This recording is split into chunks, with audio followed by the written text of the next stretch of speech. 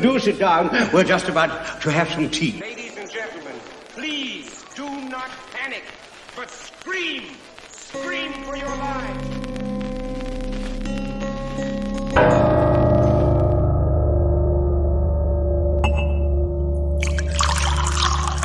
Hey weirdos, the kettle's boiled. Welcome to Tea for Terror, where we take a favourite horror film and dissect it over a nice cup of tea. I'm your host, Andrew Graves, and today my guest is waiting. He's waiting for you, and he'll take you one by one, and no one will hear you scream. No one will hear you scream. Welcome, Sean Hogan. How you doing? I'm good. I'm slightly disappointed you didn't attempt the actual scream, but that was great otherwise. Yeah, my voice won't take me there, unfortunately, these days. What you been up to? Busy. If everything I read on Facebook and whatever is to be believed, you've got a new film. Yeah. This film didn't really kind of exist, hadn't been conceived of as recently as the sort of tail end of last year. And then all of a sudden, friend of mine, Kayla Janice, who people will know from her book House of Psychotic Women and her documentary on folk horror, approached me about the idea of originally it was meant to be a short film, and then it kind of ballooned for reasons. So so basically I sort of conceived of this film late last year, wrote it very quickly. We were shooting it by March. It was finished by kind of May, June, and is now creeping out there into the world. So it's the fastest I've ever made a film. And it was kind of, it was a crazy thing to do. We were sort of shooting at night out in the middle of nowhere in March with, not very much in the way of money or resources. So, it was kind of intense, but seems to have turned out quite well. So, yeah. Well, if you are making a folk horror, then I would suggest that it needs to be filmed in the middle of nowhere. Yes, yeah. I know, even though, and the running gag on the set was when we were kind of, sitting out there at 2 a.m. waiting for it to stop raining so that we could start shooting again and sheltering in these like derelict stables. The running joke was Sean next time exterior Caribbean day, and I was like, well, that's not very folk horror. But... Yeah, well, but I have to say, I mean, the title, "To Fire You Come at Last," I mean that's just a fucking great title. Oh, thank you. That is that's folk horror squared. That is, isn't it? It's just amazing. It's the weird thing is so while I was sort of in the process of making the film, I'd sort of say to people, "Oh, I'm in the middle of doing this film project," and they say, "What's it called?" And I'd say, "To Fire You Come at Last," and they just look at me blankly. And I was like, "Well, I think it's a good title," and but I think it's one of those titles that people have to see written down, and then they get more of a sense of it. If you just tell them what it is, you get a lot of quizzical looks. But it's actually I was kind of searching around for titles, and I believe it's a line from an old hymn that I paraphrased slightly. The line was "To flames you come at last," and I changed it to "Fire" because it was a better title, scanned better. But yeah, no, the moment I found it, I was like, that's the title. That's I always loved it. But yeah, it's an amazing title, and I think. When I first toyed with the idea of doing this podcast, I don't think I'm going to do it. But one of the ideas I came up with was eventually, once it was established, I was going to do an episode. I was going to invite someone on and do an episode where we just completely made up a film, just to see how many people would twig. And I think if you'd not come up with this title, that's the kind of title I'd have chosen for my made-up film. I mean, obviously, as you say, a lot of people may know you through your film work and things like that, but a lot of people. I mean, I first came across you because of your screaming books. So, I mean, the two, obviously there are other kind of offshoots as well, but the two main ones at the moment being England's Screaming and Twilight's Last Screaming, which, you know, again, it's one of those things where I think I said that when I reviewed it at the time, it's kind of like one of those things where when you're reading it, the genius of it is, it's like, well, why the hell didn't I think of that?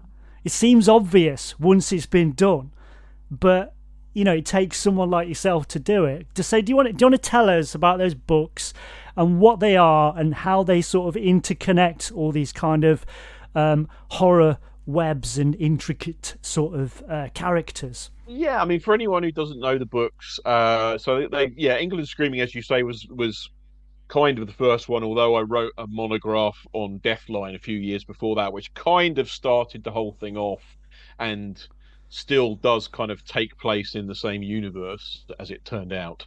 But yeah, England Screaming was kind of an idea I'd had for several years, derived, I have to say, from a book called Suspects, which was published in the 1980s, which does a similar thing with film noir characters, which is a book I'd always loved. And I kind of thought, why can't you do this with horror characters? And the conceit is that you take all these different characters from different horror movies and you extend and intertwine their narratives so that it becomes this kind of unified theory of horror cinema. But at the same time, it uses the films as kind of a lens through which to examine Britain as a country, what it means, what's happening here, what's, you know, just the whole concept of Britain. And so is, you know, has a lot of kind of satire and political commentary in it in that regard. But hopefully, you know, it's a real mixture of kind of fiction and criticism. That's the intent anyway.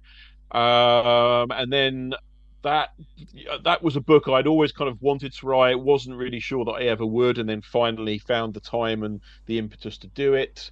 It got released during, like, right at the beginning of lockdown, so I kind of thought, okay, no one's ever going to read this book, and then it turned out people did, you know, because I think people were sitting at home without much to do, and it got good word of mouth, and so people started reading it.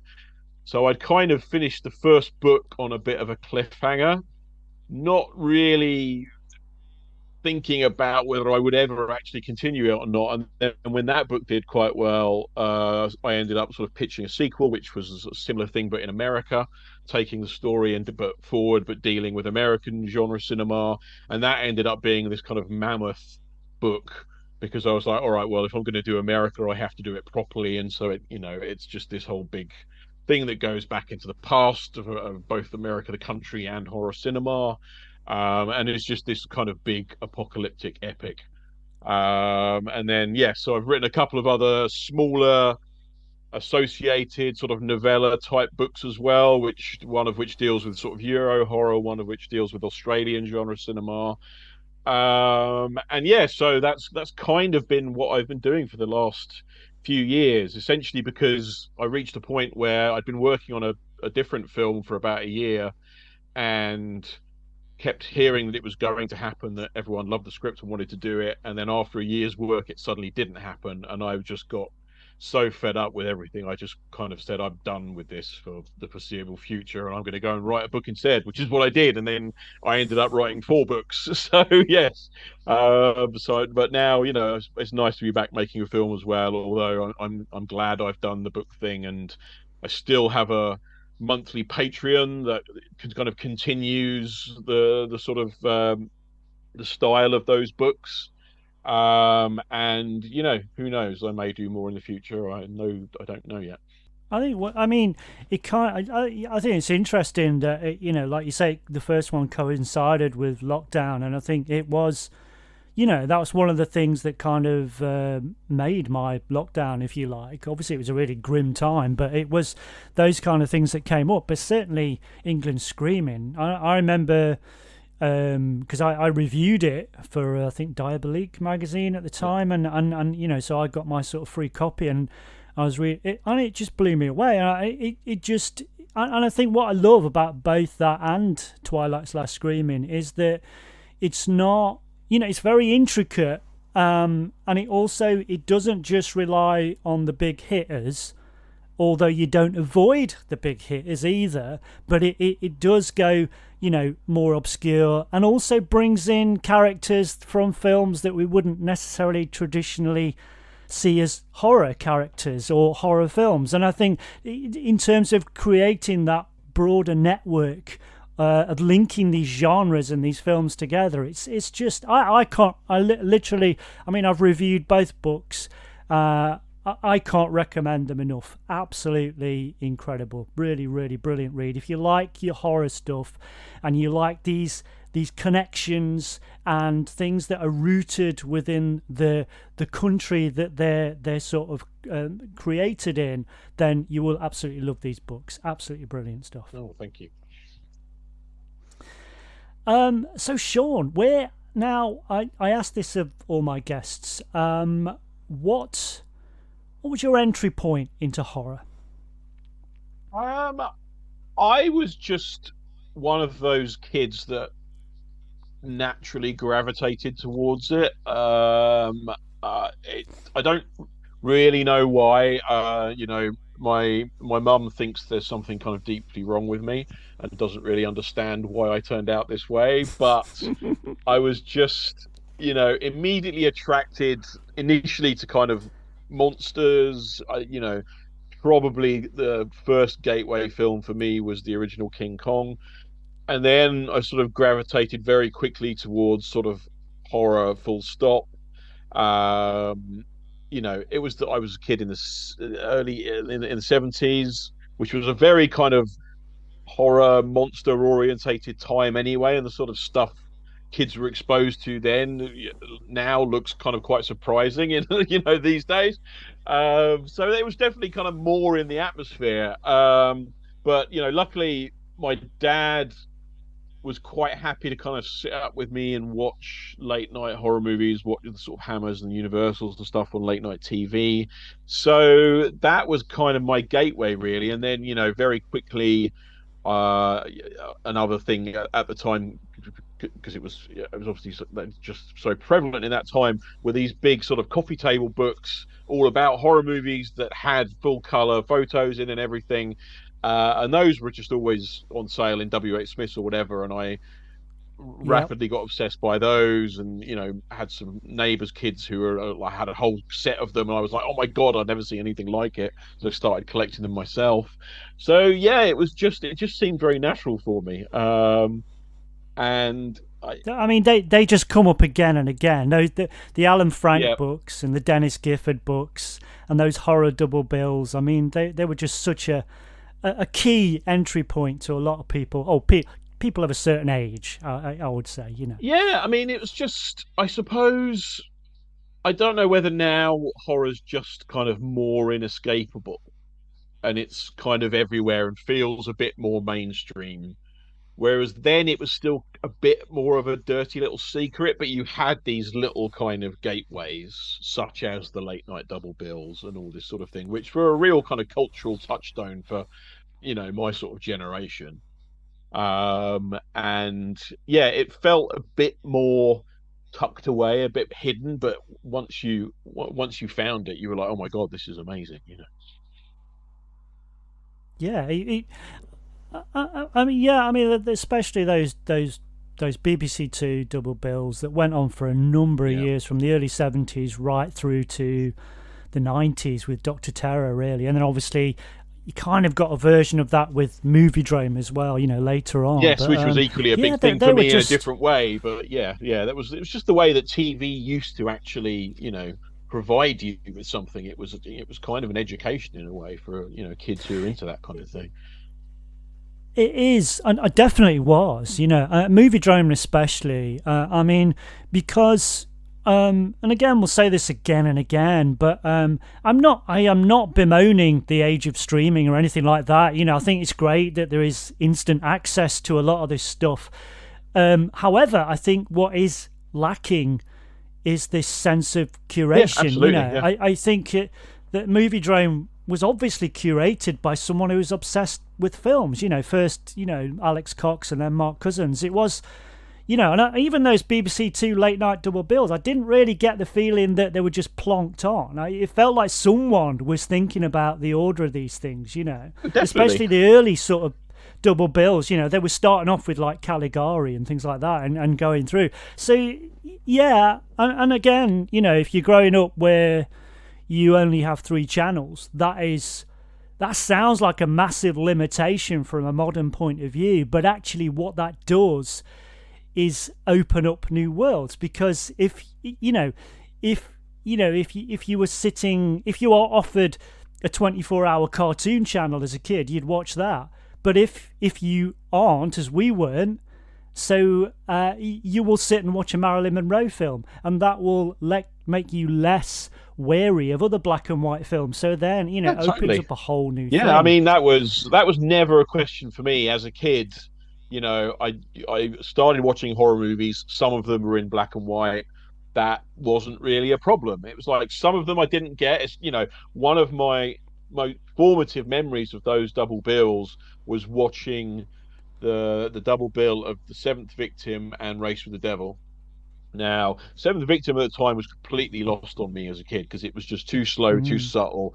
And I didn't necessarily have a problem with black and white films, but that was one that went a bit over my head, which I love now. But when I was 7 or 8 or whatever, it was a bit beyond me.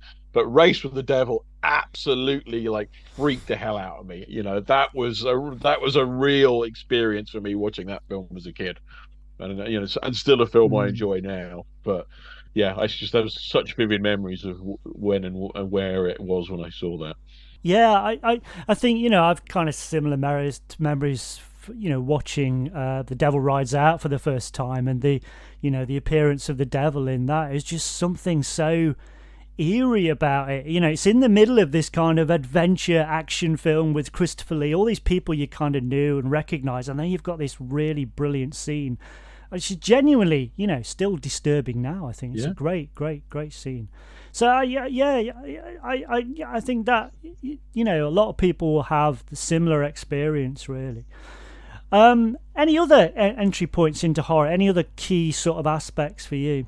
Well, I guess the other big thing for me was, and I was already well into horror at this point, and as well as the sort of that kind of golden age of kind of 80s horror literature, again, I sort of started reading that stuff when I was way too young. So I sort of started reading James Herbert first, then quickly got into Stephen King, and that was a kind of a transformative thing for me as well.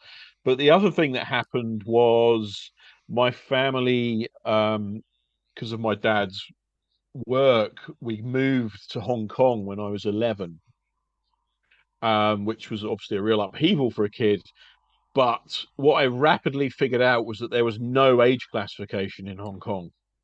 So as well as being able to rent anything I wanted from the video library, which were all completely uncut and all the sort of titles that were quickly being banned over here, I could go and see anything at the cinema as well. So that sort of period, which was mid-80s, was my real kind of education in the next level of horror. It's sort of like I was kind of well versed in the Hammers and the Universals by that point, but now I really got a chance to see, okay, what's happening now? And obviously a lot of that stuff just blew my tiny mind, because it was, obviously full on gore and weirdness and, all the stuff that I would never have been allowed to watch at home, really. Yeah, I can't I'm not comparing my experience to that. I wasn't in Hong Kong or anything, but I vividly remember I was about 11 or 12, I think, and I was at my mate's house, and he was one of the first kids to have a video recorder, and we sat round there with me and him and his dad put Cannibal Holocaust on. The uncut version of Cannibal Holocaust. And I remember sitting there just disturbed, just traumatized. And I always remember what made it even never not disturbing. Well, what made it even worse was that my friend's dad said to me at the end, "Don't tell your dad I'll let you watch this." And it's just like, oh God, I can't even tell anybody. Oh, I Yeah, still I have don't know what I massive would have. problems with that film. I don't know what I would have made of that when I was a kid. I don't think I saw Holocaust until probably I was about 16 or so. But yeah, It's a fucking grim film. I'm hoping that none of my guests choose that film because I'm going to struggle with it. To be honest. it's one of those. I own the uncut Blu-ray of it. It's one of those films Yeah, that me too. I feel the need to own. I don't feel a need to rewatch it very often, but I had to rewatch it fairly recently because I wrote an essay on it, and I was like, yeah, it's still as fucked up as it always was. It's one of those. It does never loses that. It will always be as just massively disturbing. It doesn't lose that potency with time. Yeah. I mean, I always make the obvious comparison to me because you can do sort of animal cruelty in a film and make a point. I think Ted Kotcheff did that with perfectly well with Waking Fright. And it was kind of done with the consent of animal welfare charities to show the barbarity of kangaroo hunts. But there's nothing to be learned from Cannibal Holocaust. No, it's just this kind of moral vacancy at the core of that film. But the thing about that is the soundtrack is fucking great. And parts of it look amazing. Yeah. No, actually, it's really brilliantly directed. I remember going to a wedding where the bride walked down the aisle to the Cannibal Holocaust soundtrack. Obviously, they knew full well what they were doing, but I imagine a lot of people at the wedding just thought, "Oh, this is a lovely piece of music," and I was kind of sat at the back going. Yeah, a lot of those Italian films, I mean, I love them to bits, but it's kind of like the worse the title is, or the gorier, the sweeter the music is. It's Autopsy, that Ennio Morricone soundtrack to Autopsy is beautiful, but yeah. Anyway, so I think it's about time to introduce the film. The film that we're going to be looking at today is from 1973, Messiah of Evil, directed by Willard Huyck and written by Gloria Katz. They're waiting for you. And they'll take you one by one, and no one will hear you scream. No one will hear you scream!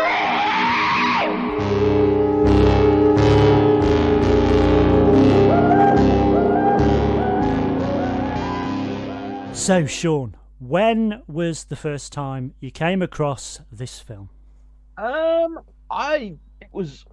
probably saw this relatively late on. It's not a film that's was sort of been widely available for a long time, and I was aware of it. I'd read about it in Kim Newman's Nightmare movies, but didn't actually get around to seeing it probably within the last 10 years. I think it was the first time I saw it, and I think even the first time I saw it, it didn't really click for me. I just thought, well, this is an odd little film, and didn't really quite know what to make of it. And it's one of those films that the second time I watched it, it kind of fell into place much more, and every time I've watched it since, it sort of gains for me. But it's such an eccentric little film that if you come to it unprepared, I think you can be quite thrown by it. I showed it to a friend not that long ago, and he was kind of similarly perplexed on a first viewing. Maybe it'll improve if he watches it again. I don't know. I guess.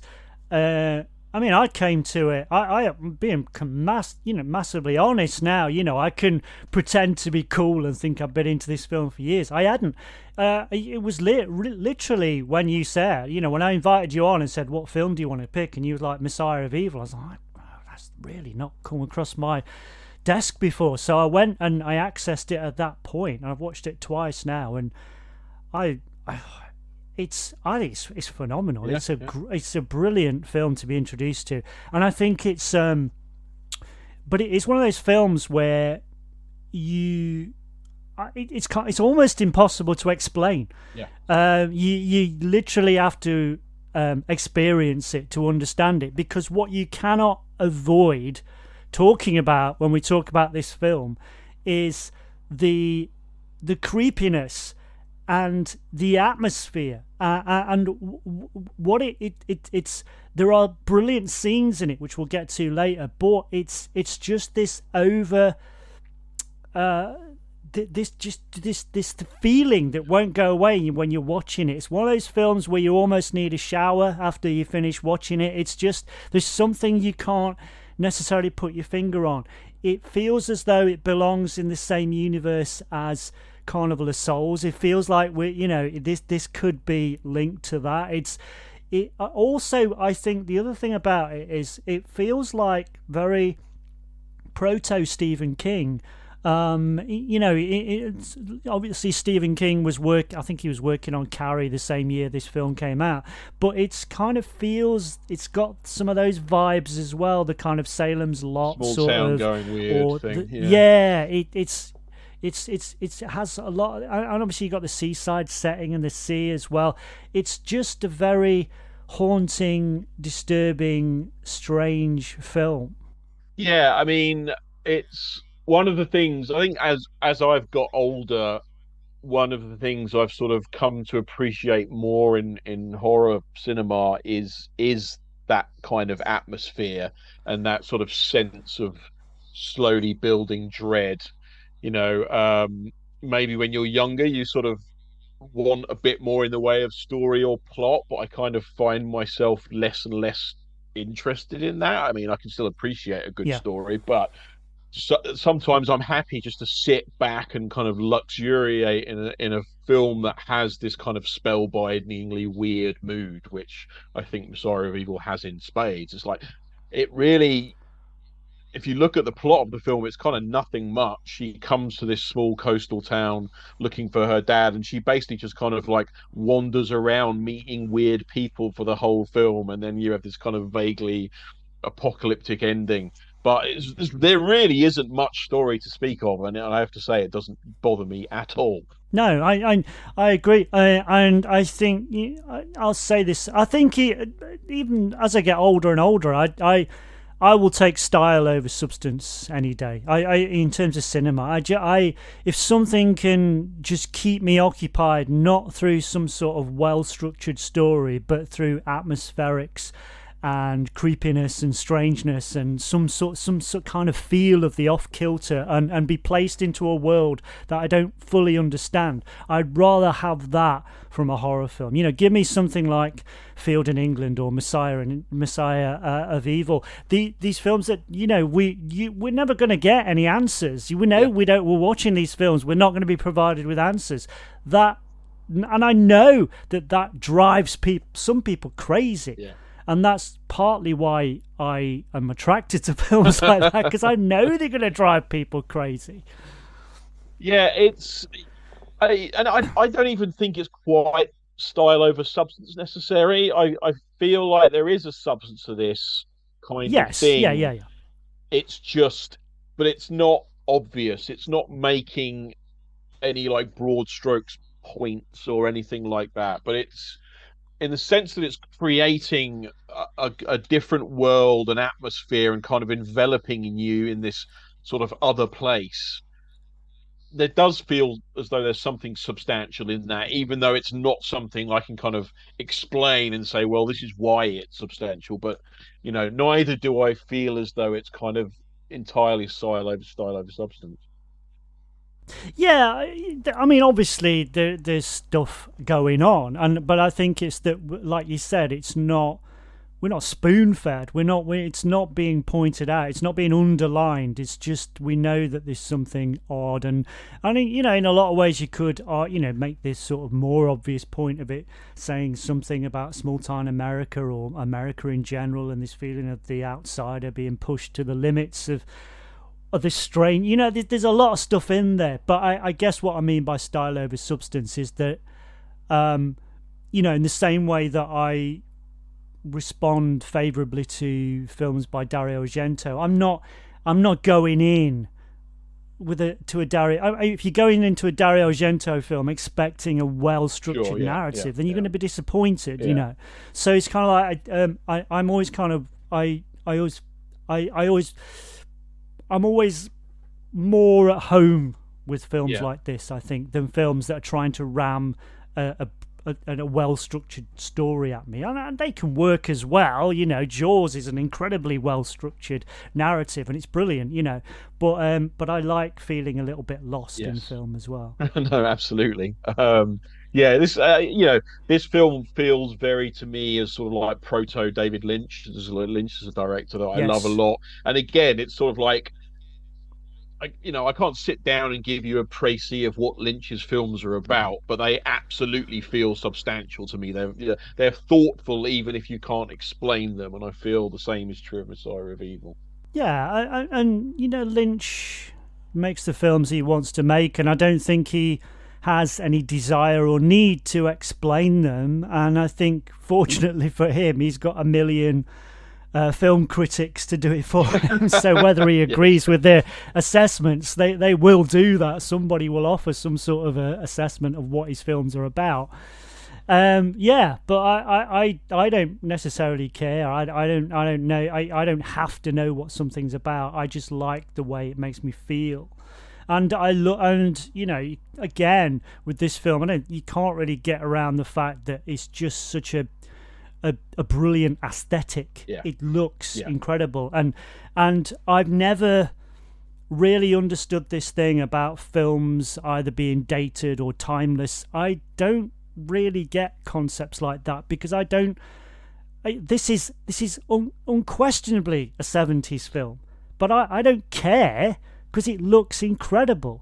And I like that early 70s aesthetic. I don't want an early 70s film to feel timeless. I want it to feel like it's lost in that graininess, that grottiness of that era, and this is completely lost in that. I don't want an Italian giallo from the late 60s to feel timeless. I want it to feel like a dirty 60s sexploitation stroke horror film. Absolutely. I mean, not to sound like someone who's completely moored in the past or anything like that, but I do sometimes look at 70s cinema and think that we've kind of lost something, because with this sort of rush to for technological improvement and mood transitioning into digital from film, it's like a lot of stuff now looks too clean to me, and it looks over processed and just overgraded in the computer. Whereas like the 70s films have like a tangible quality to them that I think a lot of modern stuff doesn't. And you can still achieve it, but you have to kind of know what you're setting out to achieve. I mean, it was something, just sort of going back to my new film, it was something we were very conscious of. And I was like, look, I want to like scuff up. We're shooting digitally because, frankly, if you're on a budget these days, it's the only way to go. But I was like, I don't want it to look too clean and too crisp. I think, and we shot black and white, but I was like, that's not enough. We have to kind of scuff it up a bit as well. We ended up adding grain and stuff like that, not to pretend that it was shot on film, but just to give it more of a kind of the same sort of tangible quality that an older film would have. And that's what I love about 70s cinema. It just feels organic to me in a way a lot of newer films don't, and that just gives it an immediacy, I think, which certain newer genre films lack sometimes. Okay, Sean, so what this is obviously put together by husband and wife team Willard Huyck and Gloria Katz. What do you know about them, and what's your kind of understanding of their work? I mean, obviously they were kind of part of what would become the new Hollywood. They were close collaborators with George Lucas. They'd already been working on American Graffiti, I believe, when they had the chance to make Messiah of Evil. They'd already been working on the script, and then they kind of went off to make Messiah of Evil and then came back to work on it.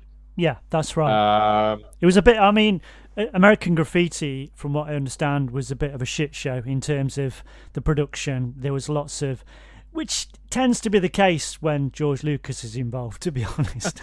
But yeah, I don't think American Graffiti, I mean, obviously no one's complaining, it made a lot of money, you know.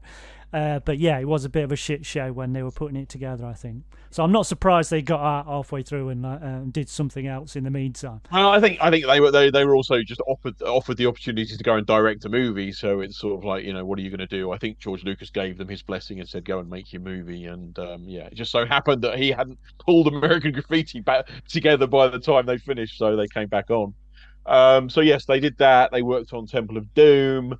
You know, I mean, this is a very sort of proto new Hollywood film overall. You know, you've got a cameo from Walter Hill in the opening scene. He's the guy that gets killed in the opening scene. You've got people like Jack Fisk and Billy Weber worked on it. They both went on to Badlands, which is kind of a seminal new Hollywood movie. Jack Fisk obviously has been the production designed a hell of a lot of great movies over the years, still is. So yeah, this is very much kind of a, you know, an indie film, people breaking in from the margins who would go on to do much bigger, better known films. I think the thing is with Willard Huyck and Gloria Katz is that they were not necessarily that interested in horror, and have sometimes been quite disparaging about this film over the years. You know, it was the kind of age-old story of they wanted to make something, they wanted to break into directing, and horror was considered an easy way in the way it still very much is now. But whereas I think sometimes that leads to people making horror films who don't understand the genre and kind of just cynically rehash old ideas and all this kind of thing. Sometimes it can work in your favor because you can get something quite distinctive, because the people are influenced by stuff that isn't horror, and that way you get a sort of merging of new things, and it brings in new ideas to the genre, and that keeps it fresh. And I think that's very much what happened here.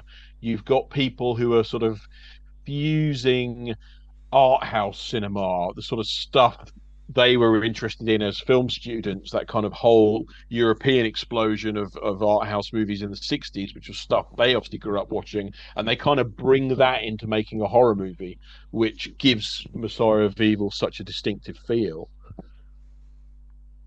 Yeah, I think, I mean, the sense I get with them is this, I think, because what we forget is that when we're watching things and they're kind of cool or strange or weird, that's always the intention. But I think really for most filmmakers, particularly at that time, they were trying to make films that would hopefully be popular or well received at the box office.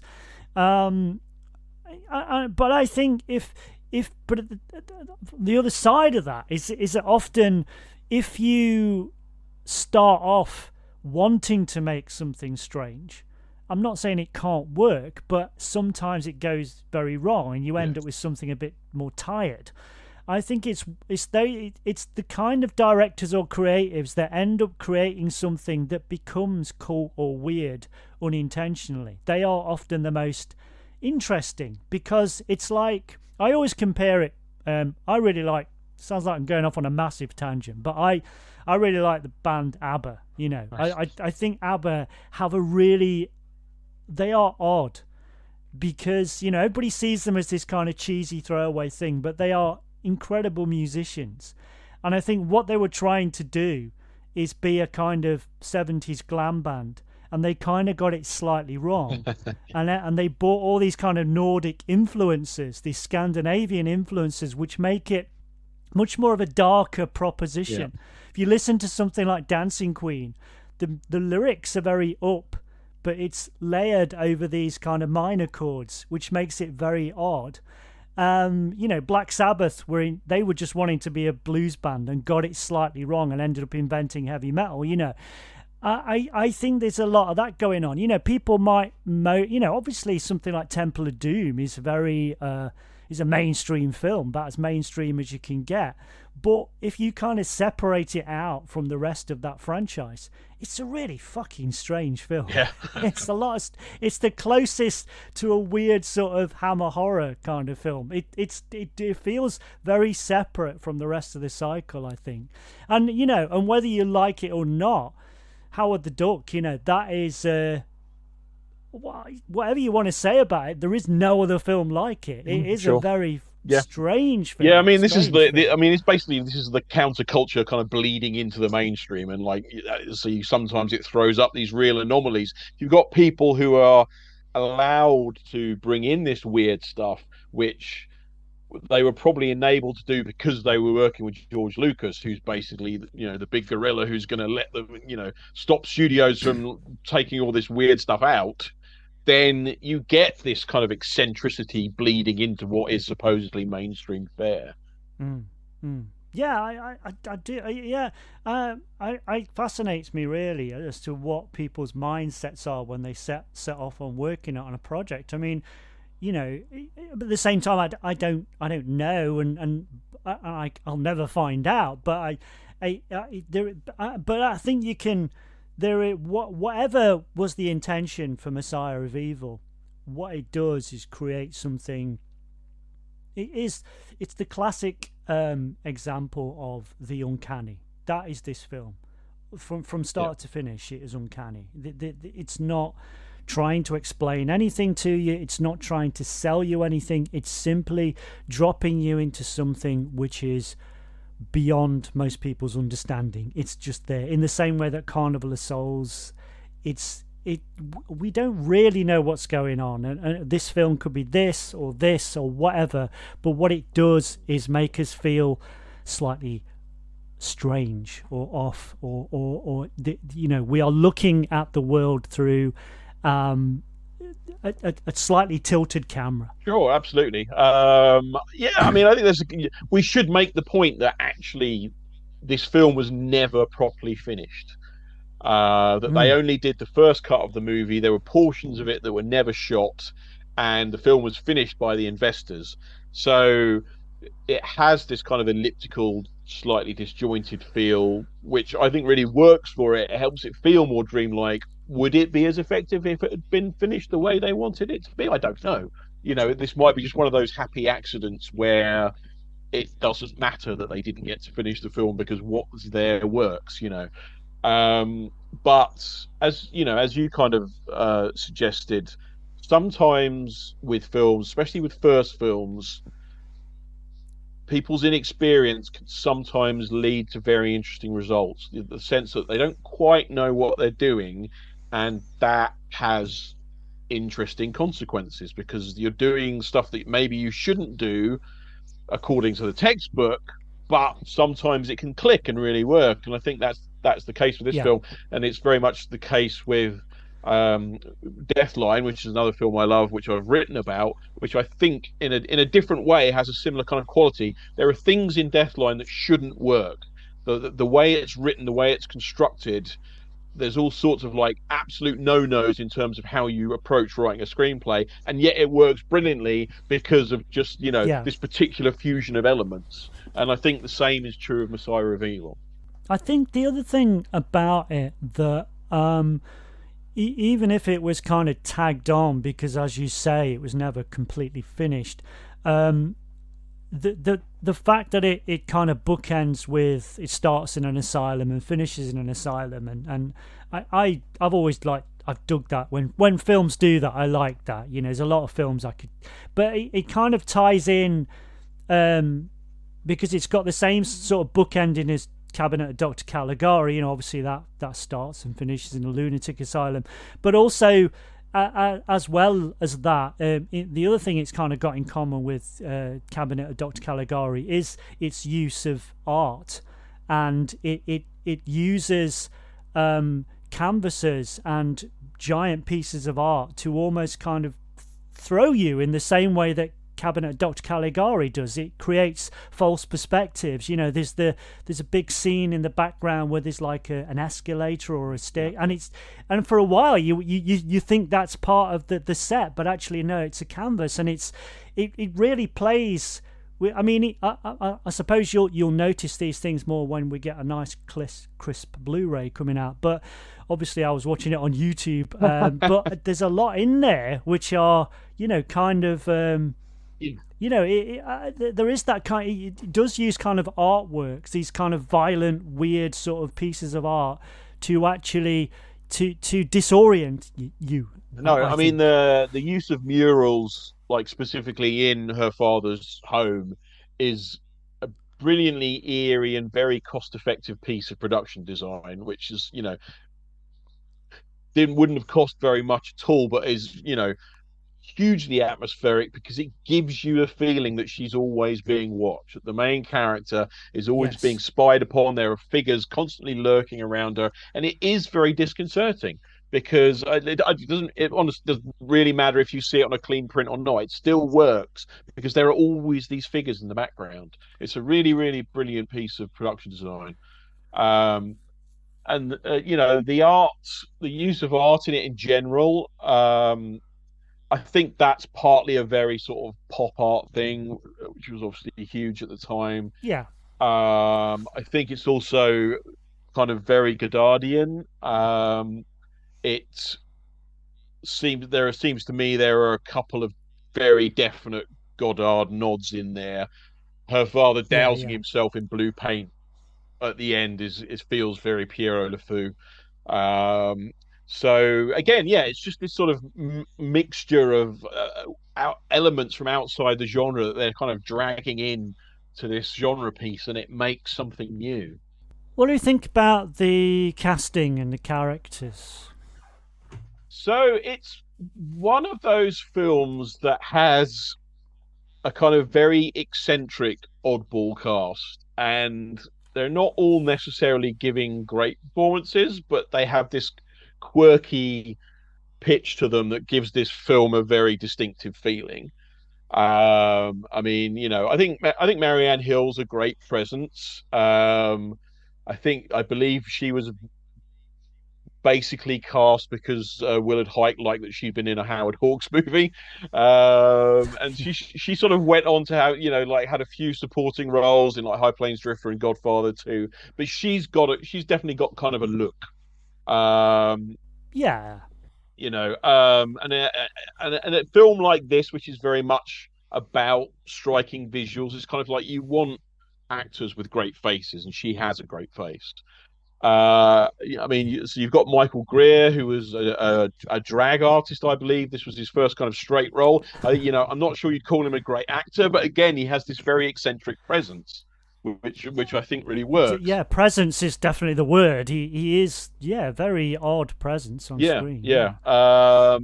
Again, you've got Joy Bang, who's like a bit of a very, very, very cult icon now. You know, had this very brief career, but was in a bunch of really interesting films during that, you know, career, like Cisco Pike and Dealing and this film. You know, I think Roger Ebert interviewed her at one point. It thought she was going to be this big star, which never quite happened. But there's definitely a sort of a very small Joy Bang cult now. The best name ever. It's just amazing. She, for those that don't know, I mean, at the time when she made this film, I would describe her as looking. She kind of looks like the love child of Susie Quattro and Keith Chegwin. It's just she's got this kind of impish, and you would imagine with a name like Joy Bang, she'd have been in a host of kind of sexploitation people. I think she was only in kind of one sexploitation film, but yeah, it's just. I mean, she's in one of the best scenes in the film, which we'll come back to slightly later. But I like you said, I think most of the cast, it's not like they are incredible actors, although I'm sure if, you know, you stretch them, they'd be fine.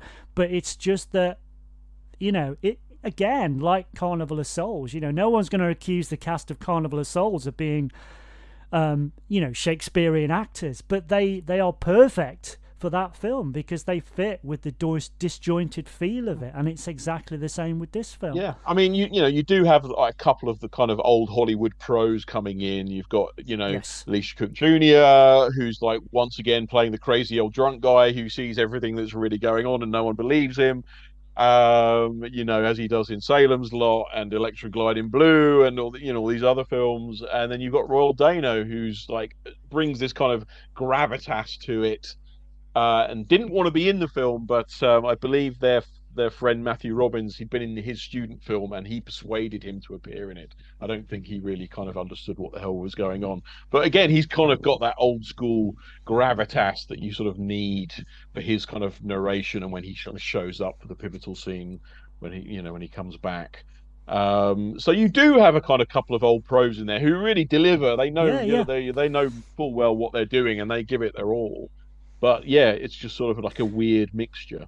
Now, we can't really talk about this film without going in. I just think that there's some key scenes, but broader than that, I think there are just some really interesting decisions that they do in this film, and things that I think one of the interesting decisions is, and this could have been a fluke, it could have been just whoever turned up at the casting, I don't know, but it's the casting of Bernie Robinson as the albino trucker. Yes. and just that is, it's just a mental, it's kind of like, I mean, I'm sure the guy was absolutely lovely in real life, but he just creates such a weird presence. And the fact that he is a very tall black guy that is also an albino just lends it this.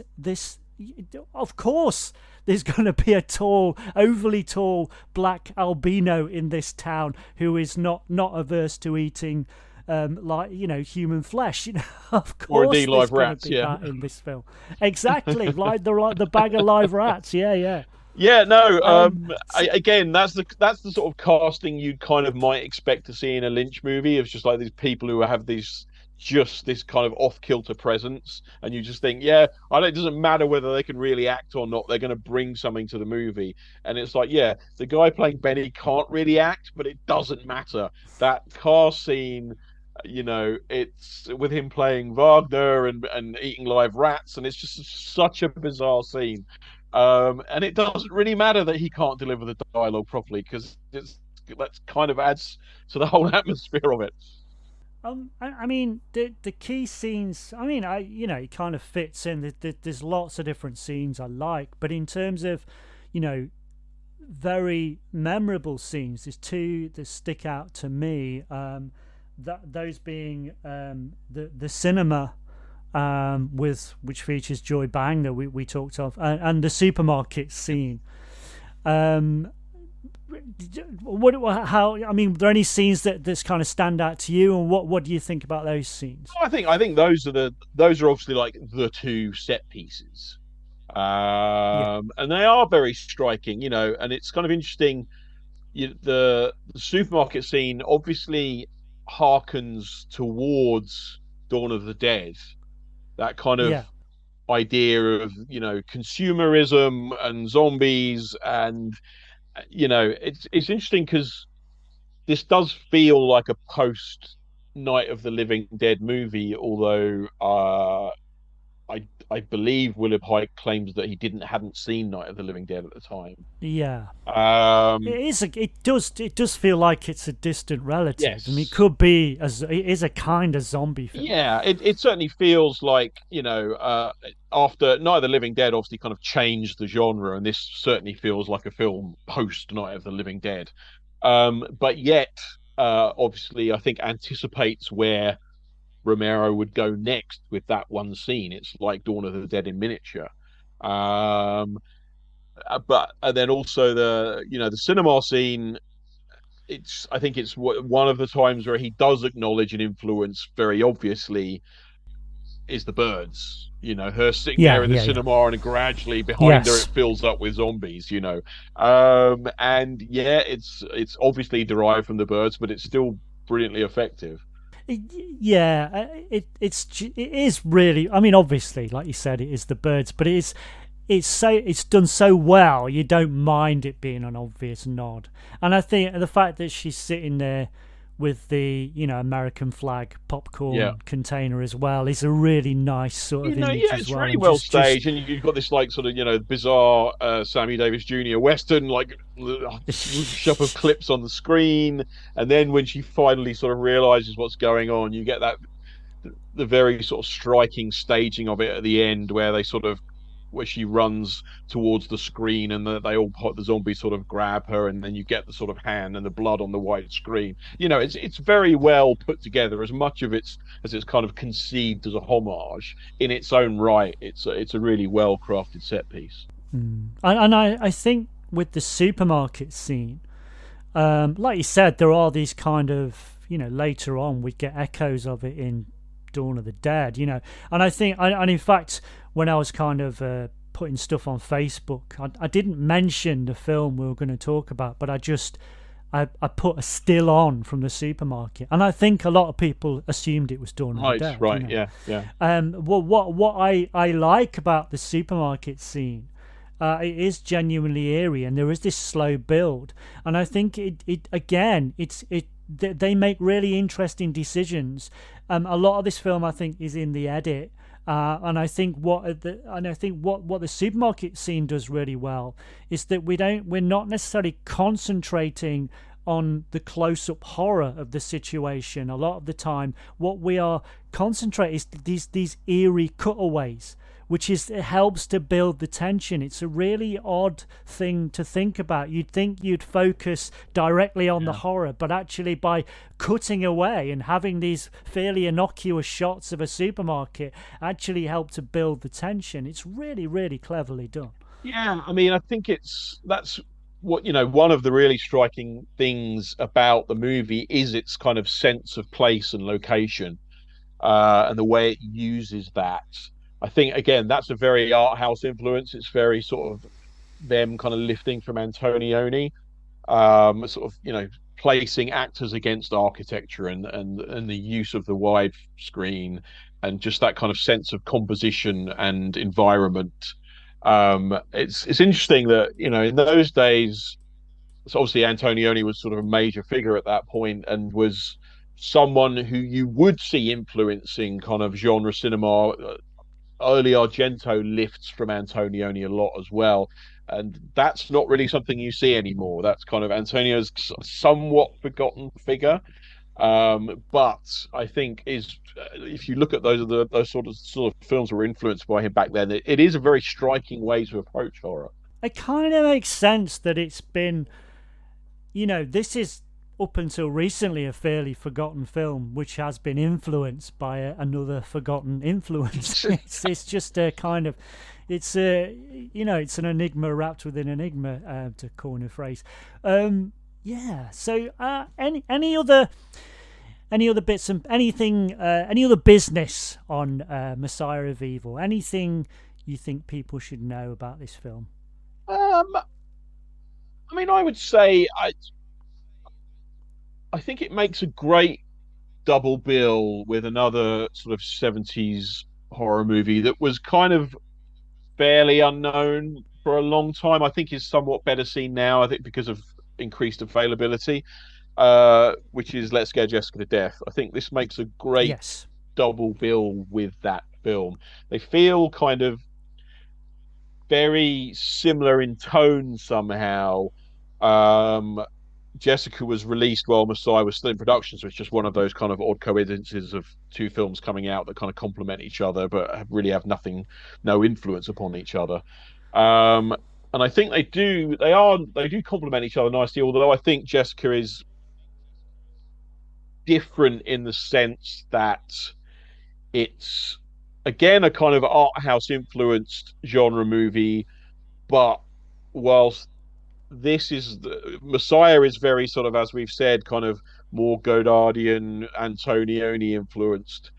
Jessica Death feels to me like it's more Bergman influenced. It's still people drawing from the big art house icons of the time, but Jessica is this very kind of sad autumnal film, again based around a female character, but is a much more emotional film, whereas Messiah is kind of more chilly and abstract. But yet, I think they do both have this kind of atmosphere that make them a really striking double bill. So I'd sort of, recommend to people, if they haven't seen either of them, then that's a great evening in, if a slightly depressing one. Oh God, yeah. Yeah. Well, I mean, Let's Scare Just to Death. That's another great. That is all about the atmospherics. Yeah. It's just great. Yeah. I heartily agree. That's a great double bill. And go on. I was just going to sort of say, yeah. I mean, as we've kind of mentioned, Messiah of Evil's been, its availability over the years has been very patchy. There's been a couple of Blu-ray releases in the US which have been sort of limited runs anyway. It's finally coming out here in the UK, I believe in October, which is great. And I think I don't know if it still is at the moment, but it's certainly been available on Shudder as well. So I kind of hope more people will start seeing it, and that it will, possibly finally start to have a bit more of an influence. I have seen, there has been one film recently which is an absolute, shall we say, deliberate homage to it, which is Off Season. If you watch Off Season, it is very, very much a deliberate nod to Messiah of Evil, and I don't think it's anywhere near as successful, but it does have quite a strong mood to it. It has something of the same kind of liminal atmosphere of this weird little coastal town, but it's, as I say, it's definitely someone who's gone, all right, no one's knocked off Messiah of Evil, I'm going to do that, I'm going to be the first one to do that. And so, it's worth a look if you like Messiah of Evil. Okay, so I just need to say, please follow us on our T for Terror Facebook page. We have a T for Terror.